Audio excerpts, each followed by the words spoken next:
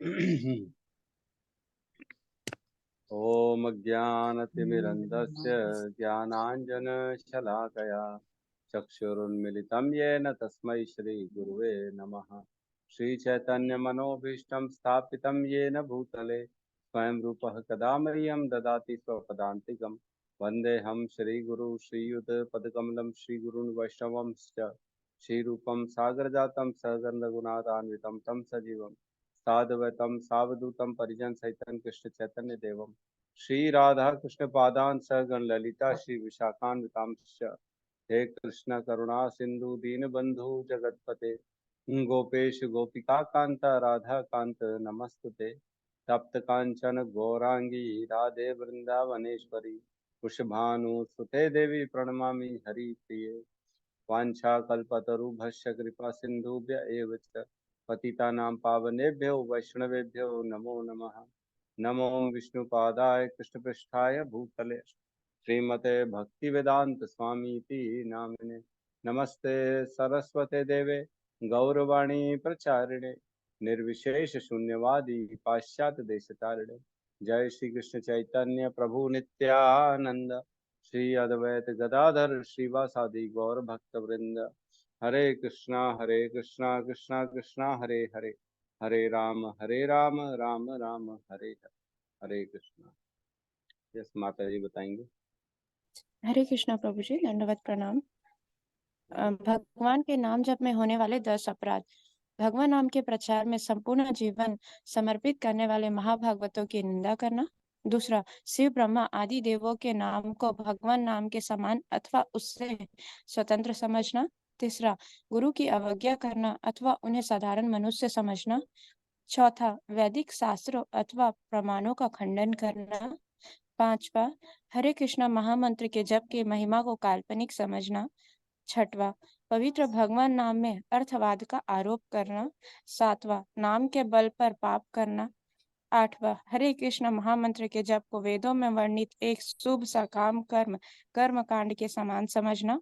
नौवां, अश्रद्धालु व्यक्ति को हरि नाम की महिमा का उपदेश करना। 10वां, भगवान नाम के जप में पूर्ण विश्वास न होना और इसके इतनी अगाध महिमा श्रवण करने पर भी भौतिक आसक्ति बनाए रखना। भगवान नाम का जाप करते समय पूर्ण रूप से सावधान न रहना भी अपराध है।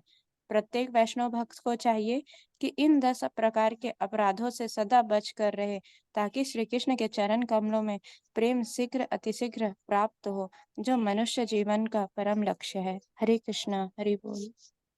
हरि बोल। हरे कृष्णा। बहुत बहुत धन्यवाद माता जी आपका। तो 10 नाम अपराध याद रखिएगा। नाम जप करते समय ये अपराध नहीं करना है हमको, ताकि जल्द से जल्द श्री कृष्ण के चरणों में हमारी प्रेम की प्राप्ति हो सके। तो प्रवेश करते हमारे सत्र में। कल हम 18वें अध्याय में थे। पहला और दूसरा श्लोक हमने किया, जिसमें पहले श्लोक में अर्जुन प्रश्न करते हैं भगवान से। अर्जुन ने कहा, हे महाबाहो, मैं त्याग का उद्देश्य जानने का इच्छुक हूँ। और हे केशी निषूदन, हे ऋषिकेश, मैं त्यागमय जीवन संन्यास आश्रम का भी उद्देश्य जानना चाहता हूँ। तो संन्यास और त्याग का तत्व से बोला उन्होंने कि मेरे को डिवीजन करके बताओ, पृथक पृथक बताओ, अलग अलग बताओ, दोनों क्या है और कैसे। फिर आंसर देते हैं भगवान कि भौतिक इच्छा पर आधारित कर्मों के परित्याग को विद्वान लोग संन्यास कहते हैं। और समस्त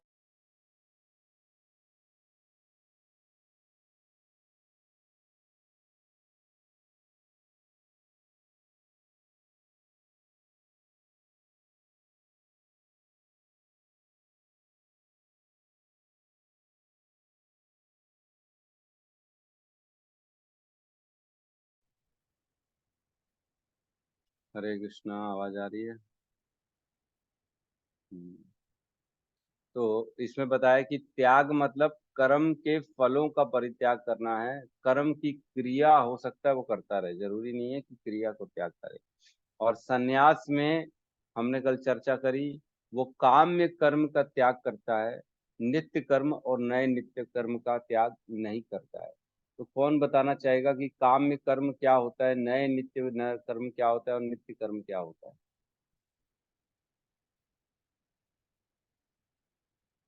जो भी कल की क्लास अटेंड किया था वो आराम से बता सकता है। कल कितने लोगों ने मन से क्लास अटेंड करी थी, तो वो आंसर देने के लिए सक्षम हो जाएंगे। जिनका मन उस क्लास में था वो तो बता देंगे, जिनका मन क्लास में नहीं था वो नहीं बता पाएंगे। तो सिर्फ दो लोगों का मन था क्लास में, बाकी लोगों का नहीं था। बहुत ही अद्भुत है ये बात कि हरे कृष्ण मुझे दंड प्रणाम। हरे कृष्णा। तो बहुत अद्भुत है कि इतने सारे लोग आते हैं, लेकिन सवाल जवाब के समय तो सिर्फ दो चार लोग ही आगे आ पाते हैं। हम्म, तीन ही लोगों ने हैंड रेस किया है। क्या बाकी लोगों को काम्य कर्म, नित्य कर्म और नए नित्य कर्म नहीं मालूम है क्या होते हैं?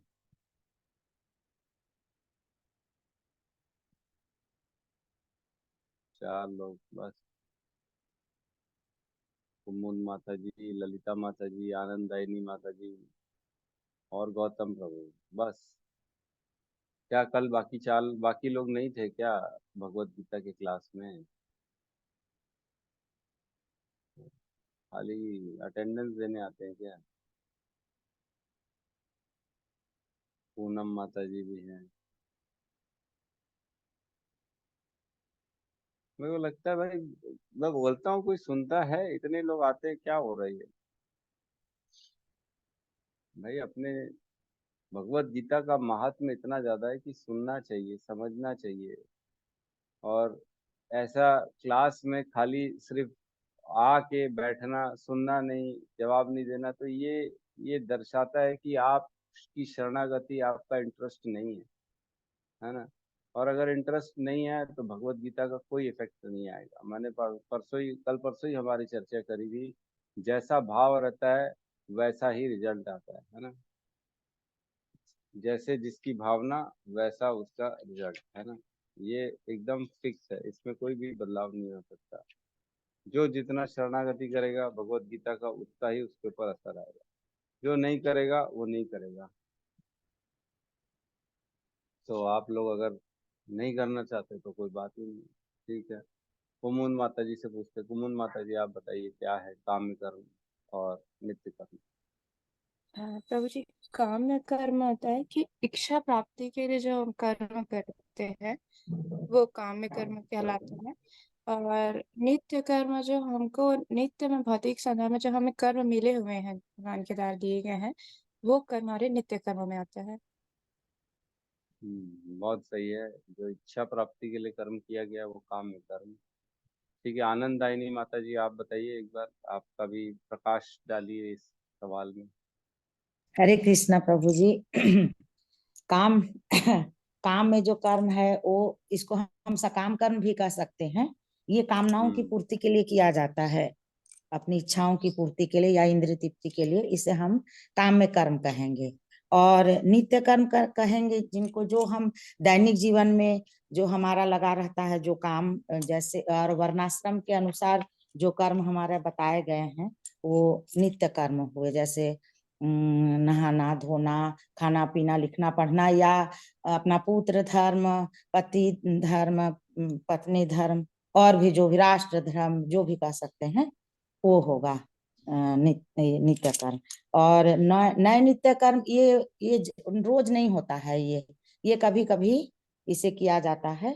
जैसे जनेऊ संस्कार हुआ, या कोई त्योहार हुआ, या शादी विवाह के समय में जो भी श्राद्ध का हुआ, ये सबको नौ नित्य कर्म कहा जाता है।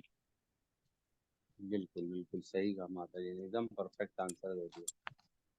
अब प्रश्न आता है कि सन्यासी और त्यागी में क्या डिफरेंस है ना? सन्यासी क्या चीज का त्याग करता है और त्यागी क्या चीज का त्याग करता है? त्यागी कई लोगों का सरनेम भी होता है त्यागी जी, लेकिन त्यागी होते नहीं, वो भोगी होते हैं। ठीक है, तो त्याग और सन्यास में क्या फर्क है? दोनों में क्या कर्मों को किया जाता है और क्या कर्मों को नहीं किया जाता है, बेसिकली ये कौन बताना चाहिए?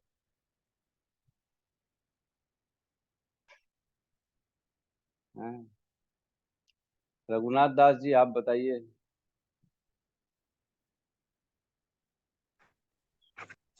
हरे कृष्ण प्रभु जी, अरे दंड प्रणाम। प्रणाम।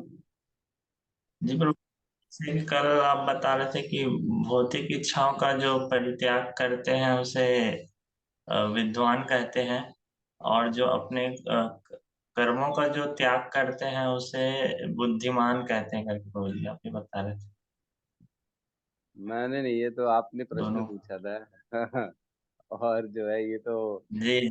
दूसरे का अनुवाद ही यही है कि बुद्धिमान, और ये क्या होता है। मैंने एक्चुअल में प्रश्न, खैर ठीक है, आप सही कह रहे हैं, लेकिन इसमें थोड़ा सा और प्रकाश डालिए कि बुद्धिमान और वो विद्वान तो ठीक है, सन्यासी और त्यागी क्या होता है? सन्यासी कौन है, त्यागी कौन है? सन्यासी, प्रभु जी सन्यासी वही है जो पूर्ण रूप से भगवान पे समर्पित है और सब चीज का त्याग कर दिया है। और सब चीज का त्याग कर दिया।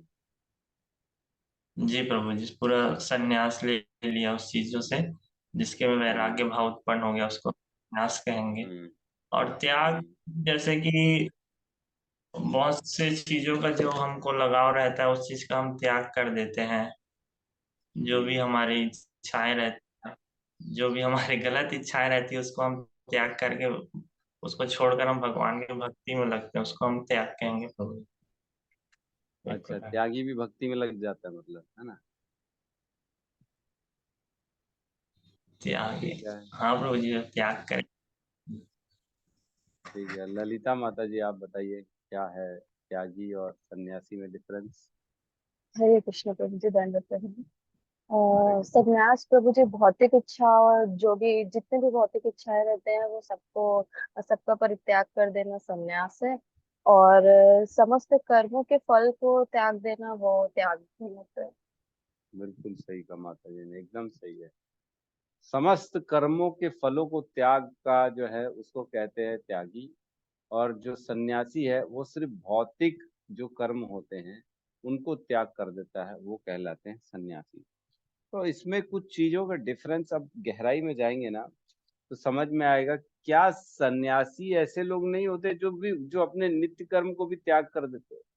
भौतिक कर्म तो क्या त्याग करते ही है। भौतिक कर्म मीन में हमने पढ़ा कि जो है कई जो है सन्यासी रहते हैं जो सिर्फ काम्य कर्म का त्याग करते हैं, लेकिन नित्य कर्म और नए नित्य कर्म का त्याग नहीं करते। जैसे गृहस्थ है ना, गृहस्थ जो भक्त हैं वो अपने नित्य कर्म करते हैं, नए नित्य कर्म भी करते हैं, लेकिन वो अगर पूर्ण रूप से भगवान के प्रति शरणागति है तो वो सन्यासी माना जाए, है ना?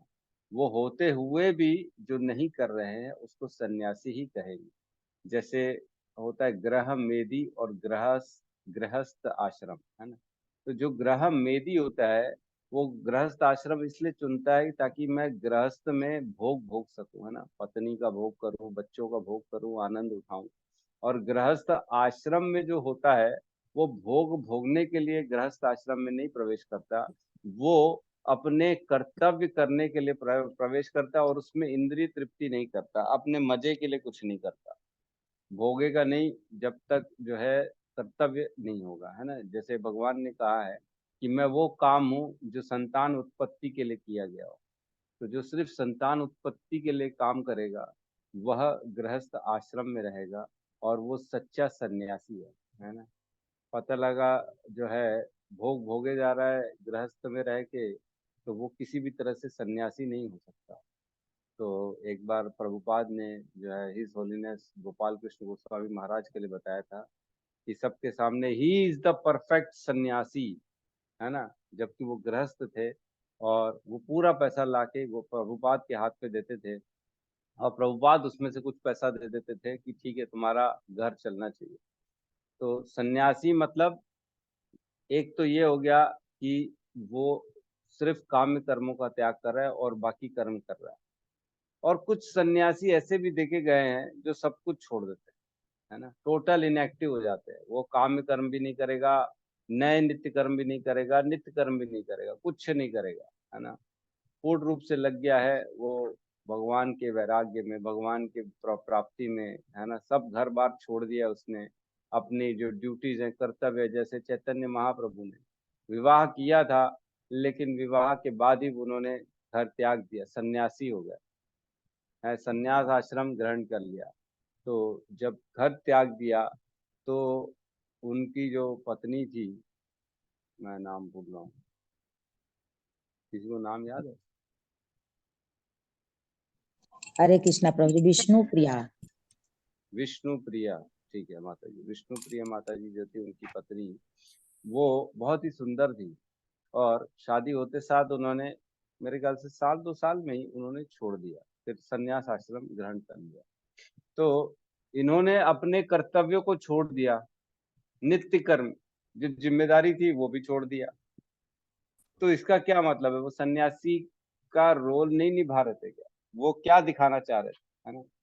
रघुनाथ दास गोस्वामी, है ना, उन्होंने अपना घर बार छोड़ दिया, पूरा घर, पिताजी माताजी सब छोड़ दिया। कलकत्ता में बहुत पैसे वाले थे, वो सब छोड़ के इधर आ गए जगन्नाथपुरी। तो उन्होंने तो अपने नित्य कर्म भी छोड़ दिए, तो क्या सन्यासी नहीं है? तो सन्यासी में अगर गहराई में जाएंगे तो 2 प्रकार के सन्यासी होते हैं। एक वो सन्यासी जो अपने नित्य कर्म करता है, नए नित्य कर्म करता है, और एक वो सन्यासी जो कुछ भी नहीं करता है, वो सारे कर्मों का परित्याग कर देता है, टोटल इनएक्टिव, है ना, मतलब कर्मों के प्रति पूर्ण रूप से बहिष्कार, मेरे को अब कोई कर्म नहीं करना है, सिर्फ भगवान के लिए कर्म करना है ना। इन दोनों में फर्क आता है। तो ठीक है, हम बात चर्चा करेंगे इसमें। और त्याग में हमने चर्चा करी थी, जो त्यागी होते हैं वो कर्म के फलों का त्याग कर देते हैं, है ना। वो ये नहीं सोचते कि ये फल मैं क्यों त्याग रहा हूँ, मेरा क्या लेना देना इससे, वो ये नहीं देखता, वो खाली त्याग दे देता है। ठीक है, तो कई लोग जैसे नित्य कर्म है, एक एक छोटा सा उदाहरण से हम समझते हैं। नित्य कर्म है, सपोज करो श्राद्ध करना, है ना।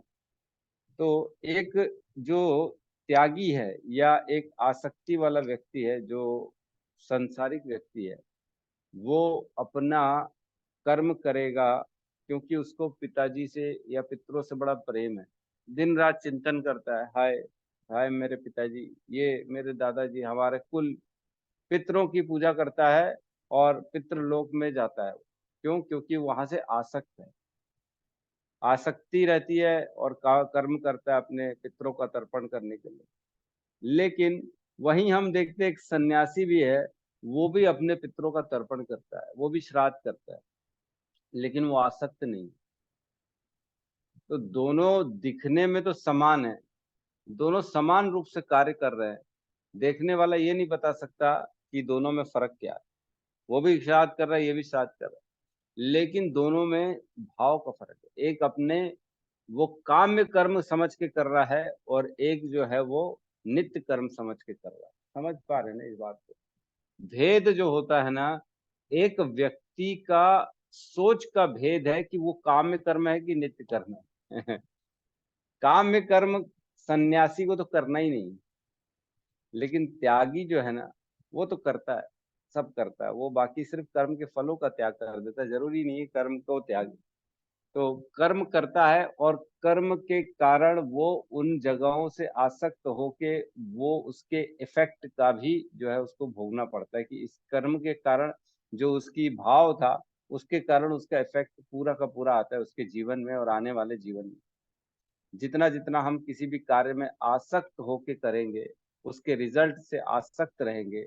जैसे श्राद्ध कर रहा है, उसके रिजल्ट से आसक्त है वो, कि हाय मेरे पिताजी, आपको सब प्रसन्न हो, आप मेरे को जो है आशीर्वाद दो, आप मेरे पर कृपा करो, मुझे अपने पास बुला लो, मैं आपको देखना चाहता हूँ।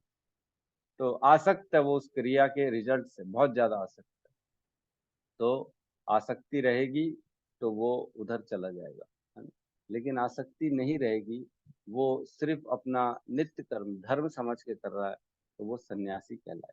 तो धीरे धीरे हम इसमें प्रवेश करेंगे, त्याग का और अच्छे से अंदर गहराई तक डिस्कशन होगा आगे चल के हमारे इस अध्याय में। शुरू के अभी 4-5 श्लोक यही आएंगे, है ना। तो आज लेते हैं तीसरा चौथा, कोशिश करेंगे 5वां श्लोक भी लेने के लिए। ठीक है, तो तीसरे नंबर श्लोक में प्रवेश करते हैं आज, साथ में दोहराएंगे। त्याज्यम दोषवत इति इत्येके त्याजं दोषवत इति एके कर्म प्राहु मनीषिणः कर्म प्राहो मनीषिणाम् यज्ञ दान तपः कर्म यज्ञ दान तपः कर्म न त्याज्यम इति चापरे। न न त्याज्यम त्याज्यम इति च अपरे। त्याजं दोषवत् इति इके। त्याज्यम जं दोषवत् दोषं एके। कर्म प्राहु मनीषिणा कर्म कर्म प्राहुर्मनीषिणः मनीषिणा। यज्ञदान तपः कर्म यज्ञ दान तपः कर्म न त्याजम् इति च अपरे। न त्याज्यम इति अपरे। त्याज्यं दोषवत् इति एके। त्याजं दोषवत् इति एके। कर्म प्राहुः मनीषिणः कर्म प्राहु मनीषिणा। यज्ञदान तपः कर्म यज्ञ दान तपः कर्म कर्म न त्याज्यम् इति च अपरे। न न त्याज्यम त्याजम् इति च अपरे। अनुवाद। कुछ विद्वान घोषित करते हैं कि समस्त प्रकार के सकाम कर्मों को दोषपूर्ण समझकर त्याग देना चाहिए, किंतु अन्य विद्वान मानते हैं कि यज्ञ दान तथा तपस्या के कर्मों को कभी नहीं त्यागना चाहिए। तो यहाँ भगवान जो है दो लोगों का ओपिनियन रख रहे हैं, है ना। दो लोग हैं, दो प्रकार के लोग हैं जो यहाँ एक बार कह रहे हैं कुछ विद्वान ऐसा समझते हैं कि सकाम कर्मों को दोषपूर्ण समझकर त्याग देना चाहिए, सारे समस्त यज्ञ दान तपस्या को पूर्ण रूप से त्याग देना चाहिए, इसीलिए वो सब छोड़ छाड़ के चले जाते हैं हरिद्वार, है ना। वो किसी भी चीज में इन्वॉल्व नहीं होते, वो अब घर बार परिवार एकदम खत्म कहानी। और दूसरे ऐसे लोग होते हैं, वो भी विद्वान है, तो उनका कहना है कि वो यज्ञ दान तथा तपस्या को कर्मों को कभी त्यागते नहीं। ऐसे लोग भी हैं जो कभी नहीं त्यागते, वो कहते हैं नहीं नहीं ये तो हमारा धर्म है, ये तो करना ही है। तो ऐसे दो प्रकार के लोगों के बारे में चर्चा कर रहे हैं भगवान, और भगवान अपना मत नहीं रख रहे कि मैं क्या बता रहा हूँ आंसर नहीं है ये सिर्फ भगवान बता रहे हैं कि कुछ लोग ऐसे भी हैं जो ऐसा सोचते हैं, कुछ लोग ऐसे भी हैं जो ऐसा सोचते हैं।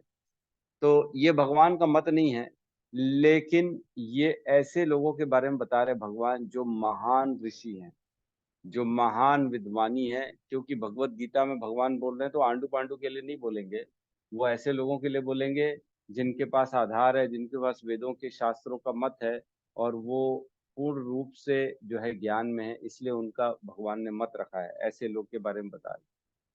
तो बता रहे हैं कि कुछ लोग ऐसे हैं जो पूर्ण रूप से यज्ञ दान तपस्या का त्याग कर देते हैं।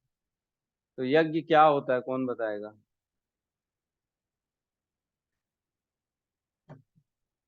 यज्ञ क्या होता है, जल्दी बताइए, यज्ञ क्या है? अब पूरी रामायण होने के बाद मत पूछना ना राम सीता को। यज्ञ क्या है भैया, जल्दी बताइए।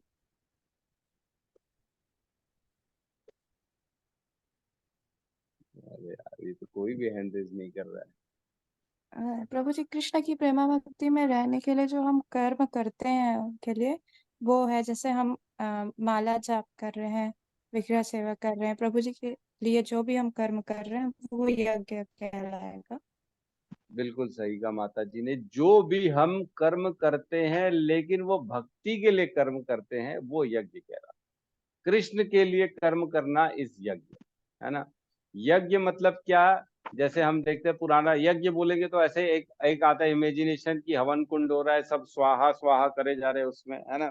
अपना आहुतियां डाल रहे हैं, कोई चावल डाल रहा है, कोई घी डाल रहा है, कोई कुछ डाल रहा है, स्वाहा स्वाहा कर रहे हैं, इसको यज्ञ बोलते हैं। लेकिन यज्ञ सिर्फ ये नहीं होता। यज्ञ मतलब सारे कर्म जो हम भगवान को अर्पित कर देते हैं, है ना। एक तो होता है सकाम कर्म, एक होता है निष्काम कर्म, है ना। निष्काम कर्म में अगर भाव आ जाता है कि ये मैं कृष्ण को समर्पित कर रहा हूँ, ये कई लोग होते हैं निष्काम कर्म में बस रिजल्ट तो मेरे को मालूम नहीं क्या होगा, मैंने कर दिया, मेरे को नहीं मालूम क्या होगा, है अब भगवान जाने क्या रिजल्ट है, मेरे को कोई लेना देना नहीं। ये हो गया निष्काम कर्म।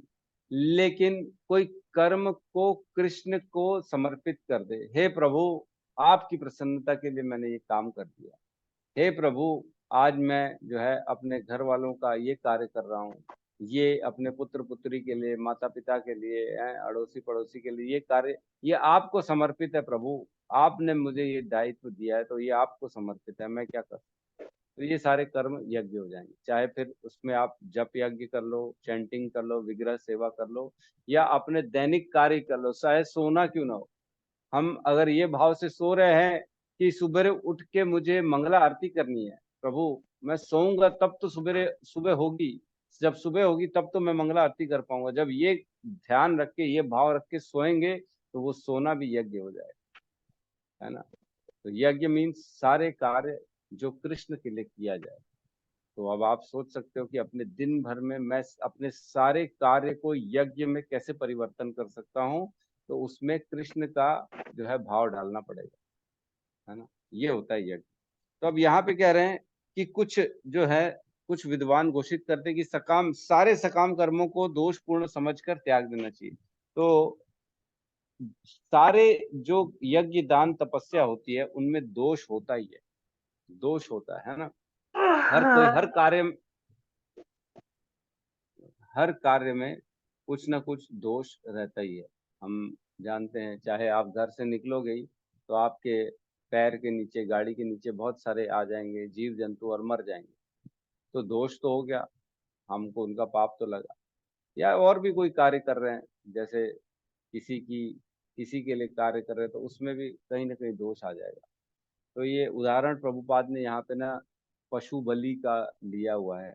पशु बलि के जो यज्ञ में कई विद्वान जो होते हैं पशु बलि को करते हैं कि ये यज्ञों में कहा गया है और इसलिए हम बलि चढ़ाते हैं पशुओं की यज्ञ में। और कुछ लोग ऐसे हैं जो सोचते हैं कि हर कार्य में जो है ना दोष है, इसलिए वो सारे कार्यों को त्याग देते हैं कि नहीं नहीं ये सब काम नहीं करना चाहिए, इसमें तो बलि है, आत्मा मनो किसी भी जीव की हत्या है और जीव हत्या नहीं करनी है, इसलिए हम यज्ञ दान तपस्या करेंगे ही नहीं। क्यों? क्योंकि वो दोषपूर्ण है। तो इसमें उदाहरण में जो दिया गया है, तो इसमें ऐसा है कि जो यज्ञ दान तपस्या में बलि दी जाती थी, वो बलि इसलिए दी जाती थी कि उस जीव को तत्क्षण जो है उच्च योनि की प्राप्ति हो सके। कुछ वेदों में लिखा गया है कि यज्ञ करना चाहिए, उसमें बलि भी दे सकते हैं, लेकिन बलि दे सकते हैं इसका मतलब ये नहीं है कि आदमी अपने लिए मुर्गे काट काट के खा के बोले नहीं नहीं, यज्ञों में दान में लिखा हुआ है वेदों में कि पशु हत्या कर सकते हैं। पशु हत्या हम तभी कर सकते हैं, कुछ वेदों में कुछ उसमें लिखा है जिससे उस जीव का उद्धार हो सके, वो तत्क्षण उसको मनुष्य योनि मिल जाए। वो देखा भी जाता था पहले के यज्ञों में, जैसे ही कोई पशु की हत्या करी जाती थी ना, तो उतना मंत्रों में ताकत होती थी, उस तपस्या होती थी, इतने शुद्ध होते थे वो जो यज्ञ करने वाले होते हैं, वो अपनी तपस्या के बल पे उनको उच्च उच्च योनियां प्राप्त करा देते थे। तो ये उनकी ओवरऑल ग्रोथ हो गई, ये कहीं से भी उनका वध, कहीं से भी उनके प्रति हमने हिंसा या कहीं से भी उनका गलत नहीं सोचा, हमने उद्धार ही किया। जो अनेक अनेक योनियों तक घूमने के बाद मनुष्य योनि में प्रवेश करता, उसको हमने डायरेक्ट करा दिया यज्ञ के तपस्या के बल से। तो ये हमने उसका उद्धार किया, हमने उसके लिए बहुत अच्छा कार्य किया। लेकिन कई लोग सिर्फ अपने पेट के लिए, अपने स्वाद के लिए इसका जो है दुरुपयोग करके वध करके खाना चालू कर दिया। तो ये दोष है। बोलते हैं अब एक लोगों का कैटेगरी हो गई, कहते हैं नहीं वध वध करना ही नहीं चाहिए, इससे अच्छा यज्ञ दान करो ही मत। और एक दूसरे हो गए कि नहीं वेदों में लिखा है इसलिए हमको करना चाहिए। तो ठीक है, तात्पर्य में प्रवेश करते। तात्पर्य में शील प्रभुपाद की जय। वैदिक साहित्य में ऐसे अनेक कर्म हैं जिनके विषय में मतभेद है ना। उदाहरणार्थ यह कहा जाता है कि यज्ञ में पशु मारा जा सकता है, फिर भी कुछ का मत है कि पशु हत्या पूर्णतया निषिद्ध है।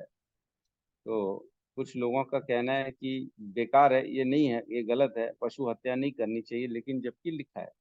यद्यपि वैदिक साहित्य में पशु वध की संस्तुति हुई है, लेकिन पशु को मारा गया नहीं माना जाता। यह बलि पशु को नवीन जीवन प्रदान करने के लिए होती है। तो जो पशु को नया जीवन, उच्चतर योनियों का जीवन देने के लिए करने के लिए जो यज्ञ होता है, तब तो वो अलाउड है। कभी कभी यज्ञ में मारे गए पशु को नवीन पशु जीवन प्राप्त होता है, तो कभी वह पशु तत्क्षण मनुष्य योनि को प्राप्त हो जाता है। लेकिन इस संबंध में मनीषियों में मतभेद है। कुछ का कहना है कि पशु हत्या नहीं की जानी चाहिए, और कुछ कहते हैं कि विशेष यज्ञ बलि के लिए यह शुभ है। कुछ लोग कहते हैं कि शुभ है, करना है, कुछ लोग कहते हैं कि नहीं, नहीं करना। मनीषियों मतलब जो विद्वान लोग हैं उनकी बात चल रही, जो विद्वान हैं उनकी बात, है ना। बलि का अब यज्ञ कर्म विषयक विभिन्न मतों का स्पष्टीकरण भगवान स्वयं कर रहे हैं। तो आगे अपना मत बताएंगे। अभी तक भगवान ने कुछ ऐसे लोगों का मत बताया कि जो लोग बोलते हैं कि करो, कोई लोग बोलते हैं नहीं करो। अपना मत नहीं दिया भगवान ने, है ना। तो इसमें बहुत ज्यादा हमको गहराई में और चर्चा करने की जरूरत नहीं है। हम अगले श्लोक में प्रवेश करते हैं, ठीक है। तो ये मीमांसा वालों का एक्चुअल में चल रही बातचीत, अपन उसकी गहराई में जाएंगे तो अनेक डिस्कशंस बढ़ जाएंगे, है ना। एक मीमांसा होता है, और एक खाली जो है ना दूसरे होते हैं अपरे जैमिनी मीमांसका। जैमिनी मीमांसक के लोग जो है ना, वो बोलते हैं कि जो है one incur no sin from performing what is, जो वेदों में लिखा है उससे कोई भी जो है मतलब पाप नहीं होता। वेद में लिखा है पशु बलि देना है, तो उसमें पशु बलि अगर करेंगे तो उससे कोई पाप नहीं है, क्योंकि वेद में लिखा है। लेकिन दूसरे लोग कहते हैं कि हत्या, जीव हत्या पाप है, ये भी लिखा है वेदों में, जीव हत्या नहीं करनी चाहिए। तो दूसरे लोग कहते हैं कि फिर तुम बलि क्यों, यज्ञ के लिए ही क्यों ना करो, लेकिन पाप है। तो जो जैमिनी मीमांसकी होते हैं वो कहते हैं कि नहीं, पाप तो है, लेकिन चूंकि शास्त्र में लिखा है, वेदों में हम बलि चढ़ा सकते हैं, इसलिए सिर्फ वेदों के लिए बलि चढ़ाना ये पाप नहीं। तो इस तरह से इनका मतभेद है, हम इसमें ज्यादा प्रवेश नहीं करते हैं, ठीक है। श्लोक नंबर 4 में प्रवेश करते हैं। निश्चयं शृणु मे तत्र निश्चयं शृणु मे तत्र त्यागे भरत सत्तमम् त्यागे भरत सत्तमम् त्यागो हि पुरुष व्याघ्र त्यागो त्याग हि पुरुषो व्याघ्र त्रिविधः संप्रकीर्तितः। त्रिविधा संप्रकीर्तितः। रिपीट करेंगे। निश्चयं शृणु मे तत्र निश्चयं शृणु मे तत्र त्यागे भरत सत्तमा त्यागे भरत सत्तमा त्यागो हि पुरुष व्याघ्र त्यागो हि पुरुषो त्यागो व्याघ्र हि पुरुष व्याघ्र त्रिविधा संप्रकीर्तितः त्रिविधा संप्रकीर्तितः। अनुवाद। हे भरत श्रेष्ठ, अब त्याग के विषय में मेरा निर्णय सुनो। हे नर शार्दुल, शास्त्र में त्याग 3 तरह का बताया गया है। तो अपना मत अब देंगे भगवान, और यहाँ पे बता रहे हैं अर्जुन को पुरुषः व्याघ्र। श्लोक को देखते हैं। निश्चयं शृणु मे तत्र, अब तुम निश्चित होके मेरे से सुनो। त्यागे भरत सत्तमः, त्याग के बारे में हे भरत श्रेष्ठ। त्यागो ही पुरुष व्याघ्र, त्याग जो होता है ना, पुरुष व्याघ्र, इनको अर्जुन को बता रहे हैं। नर शार्दूल मतलब जो व्याघ्र की तरह, मनुष्यों में बाघ की तरह, उसके बारे में चल रहे हैं। त्रिविधम संप्रकीर्तितः, 3 प्रकार के ये त्याग होते हैं। अब मेरे से सुनो। तो बस कुल मिला के यहाँ बता रहे भगवान की अब मेरे से सुनो। अब मैं अपना मत बताऊंगा, मेरी विचार से क्या होना चाहिए। मैंने अभी ऋषियों के बारे में बता दिया कि वो लोग बड़े बड़े महान विद्वान जो होते हैं वो किस तरह से त्याग को घोषित करते हैं, लेकिन मेरा मत सुनो, मैं बता दूं। तो त्याग के बारे में बताएंगे। 3 प्रकार के होते हैं, सतोगुण, रजोगुणी और तमोगुणी। सतोगुणी त्याग, रजोगुणी त्याग और तमोगुणी त्याग। इसके बारे में भगवान आगे चल के बताएंगे, है ना। तो तात्पर्य में प्रवेश करते। तात्पर्य व शील प्रभुपाद की जय। यद्यपि त्याग के विषय में विभिन्न प्रकार के मत हैं, लेकिन परम पुरुष श्री कृष्ण अपना निर्णय दे रहे हैं जिससे अंतिम माना जाना चाहिए। निस्संदेह सारे वेद भगवान द्वारा प्रदत्त विभिन्न विधान नियम हैं। यहाँ पर भगवान साक्षात उपस्थित हैं, अतएव उनके वचनों को अंतिम मान लेना चाहिए। भगवान कहते हैं कि भौतिक प्रकृति के 3 गुणों में से जिस गुण में त्याग किया जाता है उसी के अनुसार त्याग का प्रकार समझना चाहिए। तो बेसिकली इसमें बता रहे हैं कि जैसे अनेक अनेक विद्वान लोग अपने अपने तर्क देते हैं कि मारना चाहिए, नहीं मारना चाहिए, यज्ञ करना चाहिए, दान तपस्या में पशु हत्या, ये वो, लेकिन अब जब स्वयं भगवान बता रहे हैं तो भगवान के मुख से निकली हुई चीज तो सबसे बड़ी श्रेष्ठ हो जाती है। क्यों? क्योंकि भगवान पुरुषोत्तम है, वो पूर्ण ज्ञानी है, वो जो बोलेंगे वो सबसे सटीक बोलेंगे। बाकी लोग जो बोलेंगे वो अपने अपने कहीं ना कहीं उनके अंदर त्रुटि है, कहीं ना कहीं मनुष्य होने के कारण वो अपूर्ण है, इसलिए वो ढंग से सारी चीजों का आंसर नहीं बता सकते। लेकिन भगवान पूर्ण है, वो सब कुछ जानते हैं, तो उनके मुख से निकले वचन पूर्ण रूप से सही होंगे, इसलिए हमको उसको फॉलो करना चाहिए, ना कि वेदों को, ना कि कोई और यज्ञ को, ना किसी और पंडित को, ना और किसी ऋषि को। ठीक है, तो 3 प्रकार के तपस्या त्याग बताएंगे 7, 8 और 9 नंबर श्लोक में, है ना। तो अभी 5 और 6 में भी नहीं बताएंगे, 7, 8, 9 में तामसिक त्याग, राजसिक त्याग और सतोगुणी त्याग का वर्णन होगा। तो अभी भी थोड़ा सा और इसके डिटेल में जाएंगे तपस्या के बारे में, यज्ञ इसके सॉरी त्याग के बारे में। तो क्या भगवान का मत है हम देखते हैं एक बार, है ना। तो श्लोक क्रमांक 5 को एक बार पढ़ लेते हैं। यज्ञ दान तपः कर्म यज्ञ दान तपः कर्म न त्याज्यम कार्यम एव तत् न त्याज्यम कार्यम एव तत् यज्ञो दान तपश्चैव यज्ञो दान तपस्यैव पावनानि मनीषिणाम्।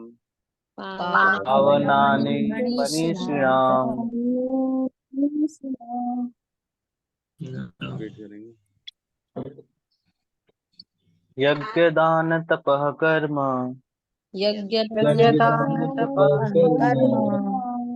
न त्याजं कार्यमेव तत्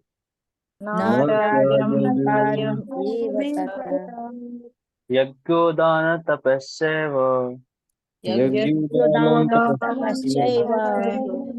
पावनानि मनीषिणाम्।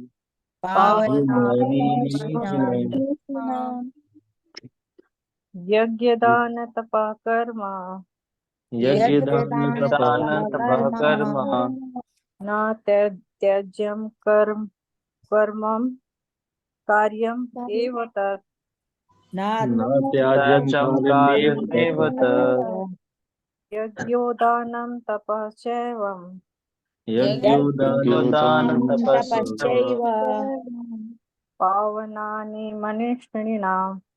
पावनानि मनीषिणाम्। अनुवाद। यज्ञ दान तथा तपस्या के कर्मों का कभी परित्याग नहीं करना चाहिए, है ना। उन्हें अवश्य संपन्न करना चाहिए। निस्संदेह यज्ञ दान तथा तपस्या महात्माओं को भी शुद्ध बनाता है। तो अब ये भगवान का मत आ गया ना, भगवान जो बता रहे हैं वो भगवान का फाइनल वर्ड है। अब अपने को ये मानना है कि भगवान का मत यह है इसलिए ये सही है, बाकी चीजों को छोड़ देना है। तो श्लोक को देखते हैं। यज्ञ दान तपः कर्म, यज्ञ दान और तपस्या कर्म के बारे में, न त्याज्यम कर्म एव तत्, इसको कभी भी त्याग नहीं करना चाहिए, किसी भी हाल में किसी भी परिस्थिति में इसको त्यागना नहीं चाहिए। यज्ञो दानम तपश्च एव, यज्ञ दान और तपस्या जो ये है, पावनानी मनीषिणाम, पावनानी मीन्स शुद्ध करता है, उनको भी ज्ञान देता है।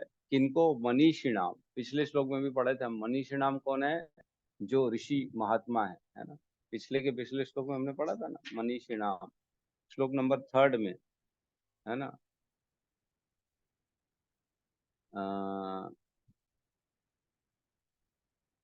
हाँ मनीषिणाम था ना, त्याज्यम दोषवत इति एके कर्म प्राहुर मनीषिणाम।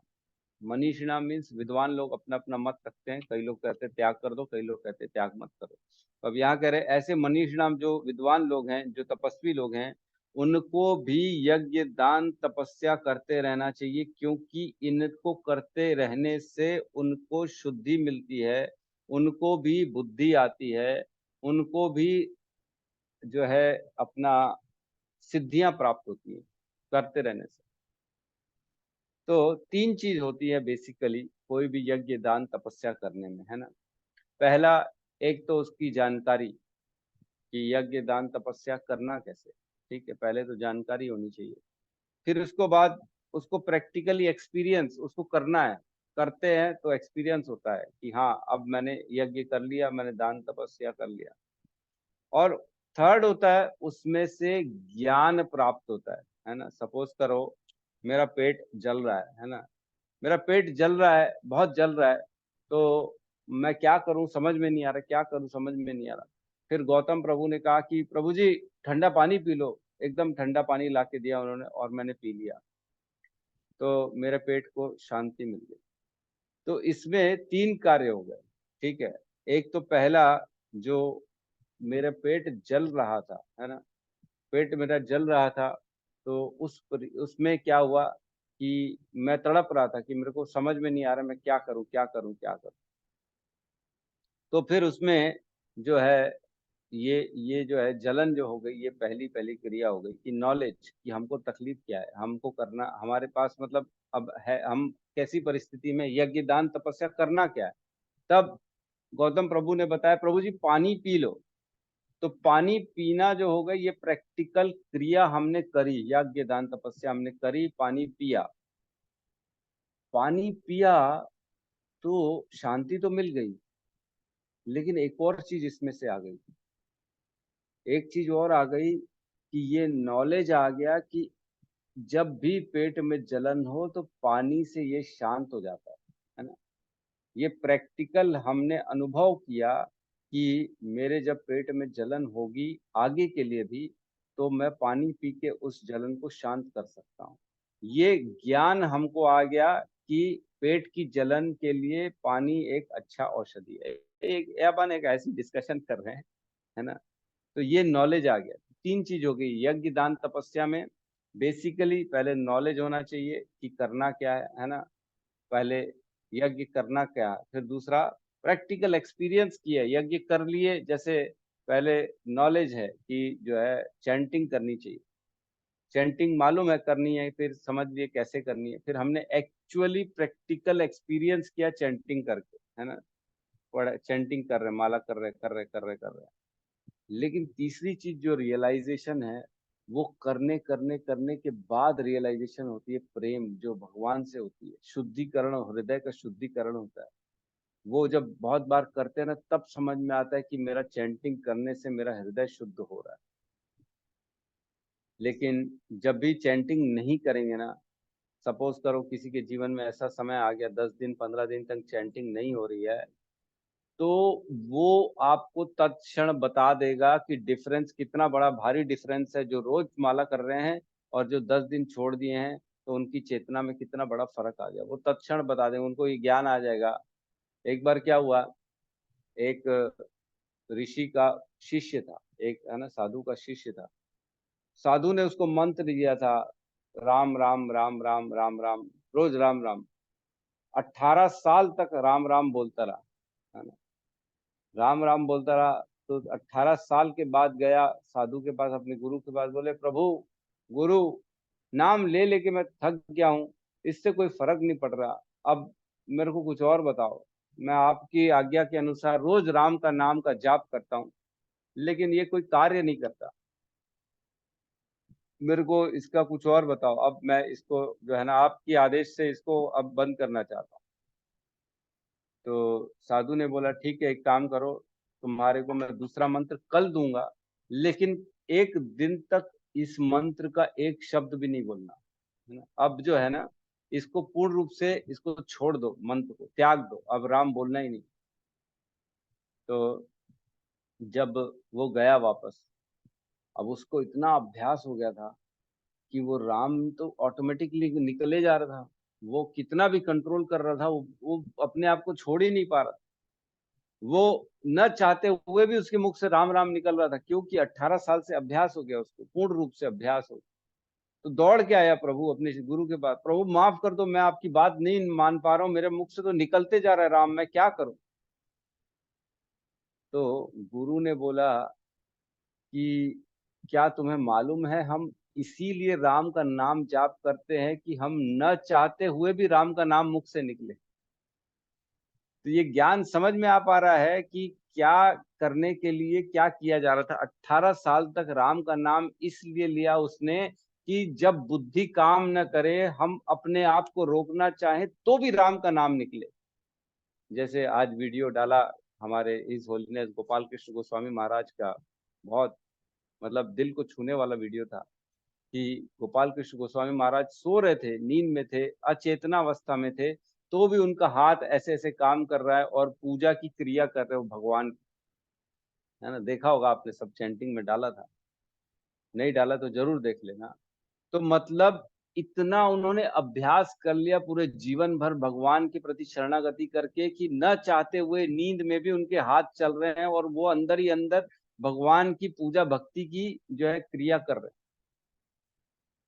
तो यही बेसिकली हमको जीवन भर करना है, ताकि अंत काल में मृत्यु के समय में न चाहते हुए भी भगवान का नाम निकले, है ना। कैसी भी परिस्थिति हो जाए, भगवान का नाम, भगवान की क्रिया छूटनी नहीं चाहिए। यही तो हमारा बेसिकली काम है। मृत्यु के लिए तैयारी किसको कहते हैं? इसी को कहते हैं कि मृत्यु आए तो चाहो चाहे न चाहो, इतने अभ्यास हो जाओ, इतना ज्यादा हमारी बॉडी उसमें रम जाती है, इतनी बुद्धि, इतनी चेतना पूर्ण रूप से रमित हो जाती है कि चाहो चाहे न चाहो लेकिन भगवान का नाम निकलेगा ही निकलेगा। तो ये होता है कार्य, ये होता है यज्ञ दान तपस्या क्रिया की, ऐसी क्रिया करते रहें कि भगवान का नाम छूटे ही नहीं किसी भी हाल में। ठीक है, तो कल हम चर्चा करते हैं इस पे, अब इसके श्लोक में, है ना। आज का श्लोक को हम यहीं पे विराम देते हैं। इसमें मतलब हम कल आराम से अच्छे से चर्चा करेंगे 5वें नंबर श्लोक में। ठीक है, तो 3 पार्ट मैंने समझा है। पहले एक होता है नॉलेज, फिर दूसरा होता है क्रिया जिसको प्रैक्टिकल कहते हैं, फिर उसके बाद जब प्रैक्टिकल करते हैं तब चौथा आता है, उसमें तीसरा आता है, उससे ज्ञान निकलता है। वो शिष्य को ये मालूम नहीं था कि मैं नाम नाम तो ले रहा हूँ, लेकिन इसका इसका ज्ञान उसको नहीं आया था, रियलाइजेशन जो अंदर से स्वयं आत्म अनुभूति होते हैं ना, वो नहीं आई थी कि मैं ये नाम लेके मेरे को मिल क्या रहा है। लेकिन गुरु ने बोला इसलिए, लेकिन जब गुरु ने बोला कि अब नहीं लेना है, तब उसको ये ज्ञान हुआ कि मैं तो न चाहते हुए भी मेरे अंदर से निकले जा रहे, ये ज्ञान उसको प्राप्त हो गया कि मैंने एक्चुअल में जो कार्य किया उसका ज्ञान ये आया, ये रियलाइजेशन आया कि अब मेरी पूर्ण रूप से तल्लीनता भगवान में लग चुकी है। ये तब समझ में आया उसको।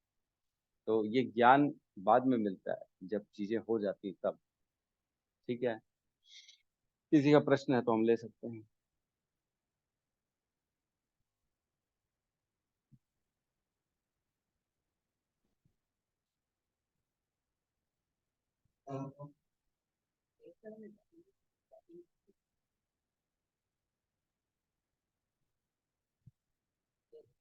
यस, रघुनाथ दास जी कहिए।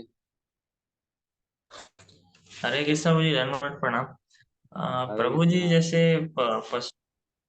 पशु हत्या का जैसे बता रहे थे प्रभु जी, जैसे कोई वेद में लिखा हुआ है पशु चढ़ा सकते हैं, तो प्रभु जी उनको चढ़ाने के बाद उनको खाने का भी ऐसा है क्या कुछ, कि उनको चढ़ा दिए फिर उसको खा भी लिए?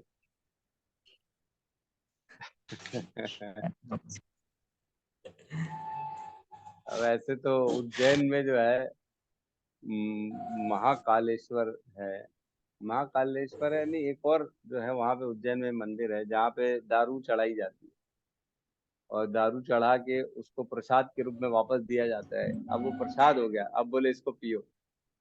तो मैं भी पहले जब भोगी था तब मैं जाता था, और वहाँ दारू हम लोग अच्छी, अपने को जो पीनी है ना, वो काल भैरव है। काल भैरव हमको जो पसंद है ब्रांड, हमको जो पीनी है, उसको लेके जाते थे कि ठीक है थोड़ी सी चढ़ा देंगे फिर तो प्रसाद हो जाएगा, हम पी लेंगे। तो वैसी है। क्या जी प्रभु। जीव हत्या करके हम उसको अपना खा सकते कि नहीं खा सकते? तो बेसिकली देखो, ये सब तमोगुणी चीजें हैं, है ना। तमोगुणी जो है, नेगेटिव की पूजा करने से नेगेटिविटी बढ़ेगी। हम वैष्णव लोग जो है ये सब चीजों को फॉलो नहीं करते। करते होंगे लोग, करते हैं, करते भी हैं, काटते भी हैं। एक प्रभु जी हमारे वो बताते हैं कि उनके उनके जो परिवार में, उनके कुल में अनेक अनेक सुअर का, इसका उसका मांस काट काट के पहले भोग चढ़ाया जाता है देवी को, फिर उसका जो है ना प्रसाद बंटता है, दारू बंटती, प्रसाद होता है वो, और वो स्वीकार करते हैं। तो मेरे से चर्चा कर रहे थे क्या मेरे को लेना चाहिए, तो मैंने कहा नहीं, नहीं लेना चाहिए, किसी भी हाल में नहीं लेना चाहिए। तो बोले प्रसाद हो गया, तो क्या हो गया? प्रसाद हो गया इसका क्या मतलब? आप कुछ भी किसी का भी प्रसाद ले लोगे क्या? वो तो नेगेटिव है ना वो, है ना। यान्ति देवव्रता देवान पित्रानि यान्ति पितृव्रजा भूतानि यान्ति भूतेज यान्ति मत ज्ञाजिनो अभिमाम। जो मेरी पूजा करता है वो मेरे धाम को जाएगा, जो पितरों की पूजा करता है वो पितरों को जाएगा, जो देवी देवताओं को पूजता है वो देवी देवताओं के धाम में जाएगा, और जो भूत प्रेतों को पूजता है वो भूत प्रेतों के धाम में जाएगा। तो उनका प्रसाद लोगे तो आप उनके जैसे बनोगे और उनके धाम को जाओ, समझे। तो हमको ये सब नहीं करना है, हमको दूर रहना है। हम तो प्योर भगवान के वैष्णव, सर्व धर्मान परित्यज, हम सब धर्मों का परित्याग करने वाले। हमको कोई और धर्म से कोई लेना देना नहीं है। कौन इसको प्रसाद मान रहा है, कौन इसको प्रसाद नहीं मान रहा है, भले वो प्रसाद मान रहा हो, लेकिन हम तो सिर्फ कृष्ण के धर्म को मानते हैं और किसी धर्म को नहीं मानते, इसलिए हमारी नजर में वो कुछ भी नहीं है। ठीक है, जी प्रभु। यही तो प्रॉब्लम है, लोग प्रसाद बोल के खिला देते हैं। अच्छा, जो अज्ञानी होगा ना वो बोलेगा अच्छा देवी का प्रसाद है, अच्छा चामुंडा देवी, इसका देवी, उसका देवी को हमने जो है ना आज बलि चढ़ाई है। कलकत्ता में बलि चढ़ती है काली माई को, रोज एक बकरा कटता है वहां, और वो प्रसाद के रूप में बंटता है, लोग बड़े चाव से खाते हैं उसमें नींबू मसाला डाल के। तो क्या वो प्रसाद खा रहे हैं? अगर कोई प्रसाद मिल रहा है उनको, नॉनवेज मटन मुर्गा बन कट कट के मिल रहा है, और उसको बढ़िया चाव से उसमें जो है मसाला भी डालेंगे, नींबू भी डालेंगे, और एकदम निकालेंगे, ये वाला पीस देना, वो वाला पीस देना, तो ये प्रसाद खा रहे हैं क्या? उसकी मानसिकता क्या कह रही है? वो अपने इंद्रिय तृप्ति कर रहा है, वो भोग कर रहा है, प्रसाद नहीं खा रहा है। प्रसाद का तो भाव ही अलग हो जाता है। प्रसाद मतलब प्रभु का साक्षात दर्शन, जिसमें प्रसाद में भेद आ जाता है ना जिसके भी अंदर, तो प्रसाद के फल में भी भेद आ जाता है। अगर हम देश में प्रसाद ग्रहण कर रहे हैं और उसमें भेद आ गया कि जो है ना, ओहो ओहो आज ये क्या बना दिया, ये तो मजा नहीं आ रहा, इसको तो मैं नहीं खा पाऊंगा, ओहो ये ऐसे कैसे बनता है, ये तो गलत बना दिया इन्होंने, इतना ज्यादा नमक डाल दिया, इधर कड़वा है, ये तो बहुत कड़वा है, अरे ये मीठा है, ये मैं ज्यादा खाऊंगा, वो कड़वा वाला चीज वापस कर दो, मैं नहीं खाऊंगा। तो ये क्या किया आपने? प्रसाद में भेद कर दिया। क्या प्रसाद प्रसाद नहीं है? क्या चीजें अलग अलग हैं? तो जो भेद करेगा तो प्रसाद के फल में भी भेद आ जाएगा, फिर भगवान के प्रसाद में वो आपके अंदर अंदर असर ही नहीं करेगा, वो प्रसाद का असर नहीं करेगा। आपने उसको अपनी इंद्रिय तृप्ति कर ली, अपने जबान के रस से उसको डिफ्रेशिएट कर दिया कि ये अच्छा है, ये बुरा है, ये टेस्टी है, ये खट्टा है, ये मीठा है। ऐसा नहीं। प्रभुपाद जो है ना, प्रभुपाद किसकी बात थी, वो पूरा मिक्स कर लेते थे, सब मिक्स करके खाते थे। बोले सब तो एक ही है, सब तो भगवान का साक्षात जो है ना प्रसाद है, भगवान का उच्चिष्ट है, उसमें क्या भेद करना, मीठा खट्टा तीखा कड़वा सब मिक्स करके खाते थे। क्यों? क्योंकि प्रभु का प्रसाद है, उच्चिष्ट है, बस ये मान के खाना चाहिए। तो ये फर्क है प्रसाद। ठीक है, जी जी। हरे कृष्ण भजन। हरे कृष्णा। ठीक है, तो सब मिलके हरे कृष्ण महामंत्र का जाप कर लेते हैं। हरे कृष्णा हरे हरे कृष्णा कृष्णा हरे कृष्णा कृष्णा कृष्णा कृष्णा कृष्णा कृष्णा हरे हरे हरे, राम हरे राम हरे हरे राम राम, राम राम राम हरे राम हरे। हरे हरे। सभी भक्त वृंद सभी की भक्त जय की जय। जय। जगत गुरु श्रील श्रील प्रभुपाद की प्रभुपाद जय। की जय जय। निताई गौर प्रेमानंदे। हरि हरि बोल। हरि हरि। हरि हरि।